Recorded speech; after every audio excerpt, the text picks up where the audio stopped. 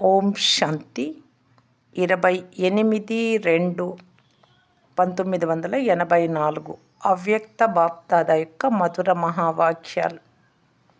బిందు మరియు బూందు నీటి చుక్కల రహస్యం.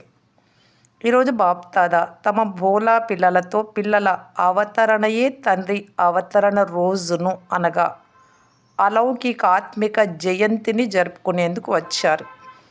భోలానాథుడైన తండ్రికి అందరికంటే ప్రియమైన వారు భోలా పిల్లలు. భోలా అనగా సదా సరళ స్వభావము, శుభభావము మరియు స్వచ్ఛత సంపన్నమైన వారు. మనస్సు మరియు కర్మలు రెండింటిలో సత్యత మరియు స్వచ్ఛత కలిగిన వారు.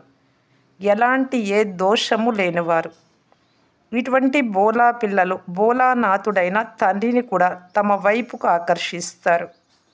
భోలానాథుడైన తండ్రి ఇటువంటి సరళ స్వభావం కల భోలా పిల్లల గుణాల మాలను సదా స్మరణ చేస్తూ ఉంటారు. మీరందరూ అనేక జన్మలలో తండ్రి పేర్ల మాలను స్మరణ చేశారు. అందుకు తండ్రి ఇప్పుడు సంగమ యుగంలో పిల్లలకు రిటర్న్ ఇస్తున్నారు. పిల్లల గుణమాలను స్మరణ చేస్తున్నారు. భోలా పిల్లలు భోలానాథునికి ఎంతో ప్రియమైన వారు. ఎంత జ్ఞానస్వరూపులుగా, నాలెడ్జ్ఫుల్గా, పవర్ఫుల్గా ఉంటారో అంత భోలాగా ఉంటారు. భగవంతునికి ప్రియమైనది భోలాతనం. భగవంతుని మోహింపచేసి మీ వారిగా చేసుకున్న ఇటువంటి తమ శ్రేష్ఠ భాగ్యం గురించి తెలుసు కదా. ఈరోజు భక్తులు మరియు పిల్లలు ఇరువురు విశేషంగా పండుగ జరుపుకునే రోజు. భక్తులు ఏర్పాట్లు చేసుకుంటున్నారు, ఆహ్వానిస్తున్నారు. కానీ మీరు నాకు ఎదురుగా సన్ముఖంలో కూర్చొని ఉన్నారు. మధుబన్లో భక్తుల లీలలు కూడా తండ్రి చూసి చూసి మందహాసం చేస్తున్నారు. పిల్లల మిలన మేళాను కూడా ఇక్కడ చూసి చూసి హర్షిస్తూ ఉన్నారు. ఒకవైపు వియోగులైన భక్తాత్మలు, రెండవ వైపు సహజ యోగి పిల్లలు. ఇరువురు తమ తమ లగ్నంతో ఆసక్తితో తండ్రికి ప్రియంగా ఉన్నారు. భక్తులు కూడా తక్కువైన వారు ఏమీ కాదు. రేపటి రోజు ఆకారి ఇష్ట దేవతా రూపంలో నలువైపులా తిరిగి చూడండి. తండ్రితో పాటు శాలిగ్రామ పిల్లలకు కూడా విశేషంగా పూజలు జరుగుతాయి. భక్తులు తండ్రితో పాటు మిమ్ములను పూజించుటను చూడండి. ఇప్పటికీ అంతిమం వరకు కొంతమంది పిల్లలు నవధ భక్తి చేసి వారి భక్తి భావానికి అల్పకాల ఫలమును అనుభవం చేస్తున్నారు. ఎక్కువ భక్తి చేసేవారు రేపటి రోజు భక్తులు విశేష లగన్తో ఆసక్తితో భక్తి చేసే రోజు. అర్థమైందా? రేపటి రోజు శివ జయంతి బాగా జరుపుకుంటారు అంటే అర్థం అంతకుముందు రోజు రాత్రి బాబా వస్తారు కాబట్టి రేపటి రోజు అంటున్నారు. మీరు తండ్రి జయంతిని జరుపుకుంటారా లేక మీ జయంతిని జరుపుకుంటారా? మొత్తము కల్పమంతటిలో తండ్రి మరియు పిల్లలు ఒకే రోజు పుట్టడం ఎప్పుడైనా జరుగుతుందా? ఒకే తేదీ ఉండవచ్చు కానీ ఒకే సంవత్సరం ఉండదు. తండ్రి పుట్టిన సంవత్సరానికి పిల్లలు పుట్టిన సంవత్సరానికి తేడా ఉంటుంది కదా. కానీ తండ్రి మరియు పిల్లల అలౌకిక పుట్టినరోజు ఒక్కటే. మేము మా తండ్రి పుట్టినరోజును జరుపుకుంటాము అని మీరు అంటారు. పిల్లల పుట్టినరోజు జరుపుతాము అని తండ్రి అంటారు. కనుక ఇది అద్భుతమైన పుట్టినరోజు కదా. మీ పుట్టినరోజును జరుపుకుంటారు. జత జతలో తండ్రి పుట్టినరోజును కూడా జరుపుతారు. ఇరువురి పుట్టినరోజు ఒక్కటే. దీని ద్వారా భోలానాథుడైన తండ్రికి పిల్లలంటే ఎంత ప్రేమ ఉందో ఆలోచించండి. కనుక భోలానాథుడైన తండ్రిని ఇంతగా మోహింపచేశారు కదా. భక్తులు తమ భక్తి పారవశ్యంలో మస్తు అయిపోతారు. మీరు పొందుకున్నాము అనే సంతోషంలో తండ్రి జత జతలో ఆచరిస్తారు, పాడతారు, నాట్యం చేస్తారు. స్మృతి చిహ్నంగా తయారు చేసిన దానిలో కూడా చాలా రహస్యం ఇమిడి ఉంది. శివలింగం రూపంలో పూజలు చేసే దానిలో చిత్రాలలో పూజలో విశేషంగా రెండు విశేషతలు ఉన్నాయి. ఒకటేమో బిందువు యొక్క విశేషత, రెండవది బూందు చుక్క చుక్క యొక్క విశేషత. పూజించు పద్ధతిలో చుక్క చుక్కకు విశేషత ఉంది. ఈ సమయంలో పిల్లలైన మీరు బిందువు రహస్యంలో స్థితులవుతారు. మొత్తము జ్ఞానసారమంతా ఒక్క బిందువు శబ్దంలోనే ఇమిడి ఉంది. తండ్రి బిందువే, ఆత్మలైన మీరు కూడా బిందువులే. అంతేకాక డ్రామా జ్ఞానాన్ని ధారణ చేసేందుకు జరిగిపోయినదంతా జరిగిపోయింది, ఫినిష్ అయింది అనగా ఫుల్ స్టాప్, బిందువు పెట్టేస్తారు. అందువలన భక్తి మార్గంలో కూడా ప్రతిమ మధ్యలో కల బిందువుకు, శివలింగం మధ్యలో ఉండే బిందువుకు మహత్వం ఉంది. రెండవది బూందు, చుక్క యొక్క మహత్వం. మీరు స్మృతిలో కూర్చున్నప్పుడు లేక ఎవరినైనా స్మృతిలో కూర్చోబెట్టినప్పుడు ఏ విధి ద్వారా యోగం చేయిస్తారు? సంకల్పాల బూందు ద్వారా చేయిస్తారు, బిందువుల ద్వారా. నేను ఆత్మను, ఈ మొదటి బూందుని వేస్తారంటే చుక్క వేసినట్టు. ఒక సంకల్పం ఒక చుక్క లాంటిది. తండ్రి సంతానాన్ని, ఇది రెండవ చుక్క. ఇలా శుద్ధ సంకల్పాల చుక్కల ద్వారా మిలనంలో సిద్ధిని అనుభవం చేస్తారు. కనుక ఒకటేమో శుద్ధ సంకల్పాల స్మృతి అనే బూందు చుక్క, ఇక రెండవది ఆత్మిక సంభాషణ చేయనప్పుడు తండ్రికి గల ఒక్కొక్క మహిమను, తండ్రి నుండి లభించే ప్రాప్తుల శుద్ధ సంకల్పాల బూందును వేస్తారు కదా. బాబా మీరింత గొప్పవారు, మీరు మమ్మలను ఇలా తయారు చేశారు. ఇటువంటి మధురాతి మధురమైన శీతలమైన చుక్కలను తండ్రిపై వేసినట్టు, అనగా తండ్రితో ఆత్మిక సంభాషణ చేస్తారు.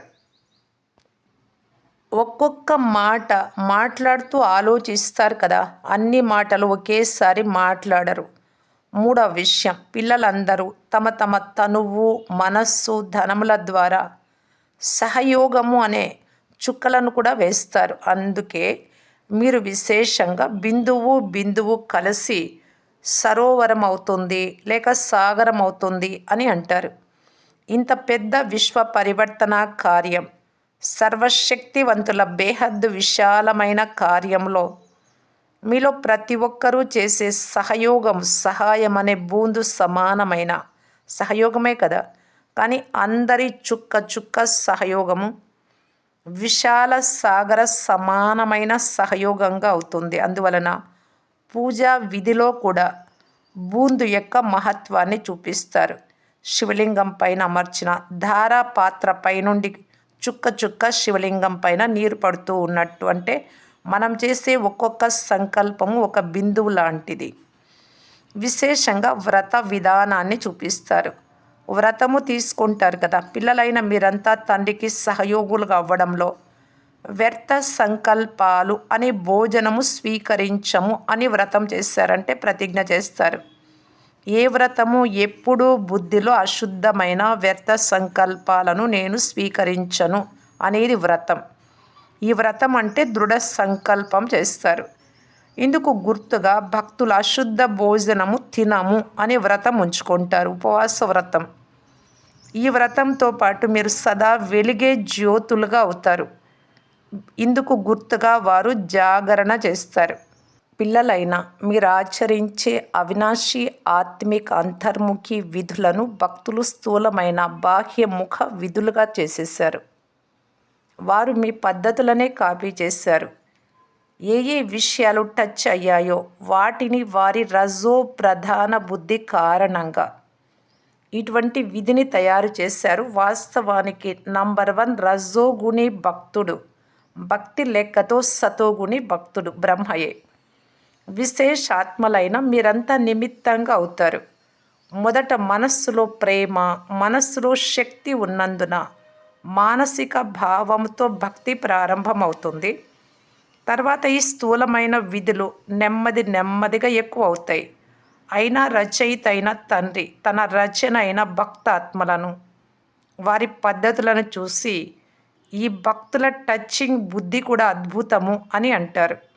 ఈ విధుల ద్వారా భక్తులు వారి బుద్ధిని బిజీగా ఉంచుకున్నందున వికారాలలోకి వెళ్లకుండా ఎంతో కొంతైనా రక్షించుకున్నారు కదా. మీరు సిద్ధి పొందేందుకు అవలంబించే యథార్థమైన విధి భక్తి మార్గంలో ఎలా కొనసాగుతూ వస్తోందో అర్థమైందా? ఇది స్మృతి చిహ్నానికి గల మహత్వం. డబల్ విదేశీ పిల్లలైతే భక్తి నుండి దూరంగా ఉంటారు, కానీ వారు మీ అందరి భక్తులు. కనుక పూజ్య ఆత్మలైన మీరు భక్త ఆత్మలు ఇప్పుడు కూడా మిమ్మల్ని ఎలా పూజిస్తున్నారో, ఎలా ఆహ్వానిస్తున్నారో అనుభవం చేస్తారు. ఇలా అనుభవం చేస్తున్నారా? భక్తుల ఆక్రందనలు ఎప్పుడైనా అనుభవం అవుతున్నాయా? వారి దుఃఖం భక్తులపై దయ కలుగుతోందా? భక్తుల జ్ఞానం కూడా బాగుంది కదా. భక్తుల ఆక్రందనలు మీకు అర్థం కాకుంటే భక్తుల గతి ఏమవుతుంది? అందువలన భక్తులంటే ఎవరు? పూజారులెవరు? పూజ్యులంటే ఎవరు?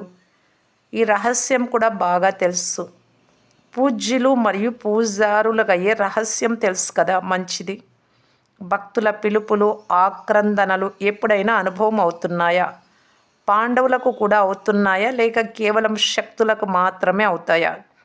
శాలిగ్రామాలైతే అనేక మంది ఉంటారు, లక్షల సంఖ్యలో ఉంటారు. కానీ దేవతలు లక్షల సంఖ్యలో ఉండరు. దేవీ దేవతలు వేల సంఖ్యలో ఉంటారు, లక్షల మంది ఉండరు. మంచిది, రహస్యం కూడా మళ్ళీ ఎప్పుడైనా వినిపిస్తాము. డబల్ విదేశీయులు కూడా ఎవరైతే ప్రారంభంలో వచ్చారో, ఎవరైతే ప్రారంభంలో ఉదాహరణగా అయ్యారో, శక్తులు కావచ్చు లేక పాండవులు కావచ్చు, వారికి కూడా విశేషతలు ఉన్నాయి కదా.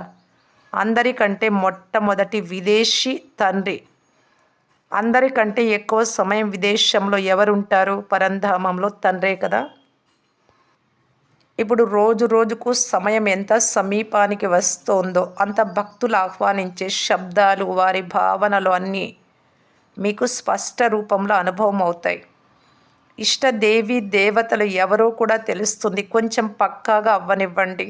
అప్పుడు ఇవన్నీ దివ్య దృష్టి ద్వారా స్పష్టంగా చూసినట్లు దివ్య బుద్ధికి టచ్ అవుతాయి.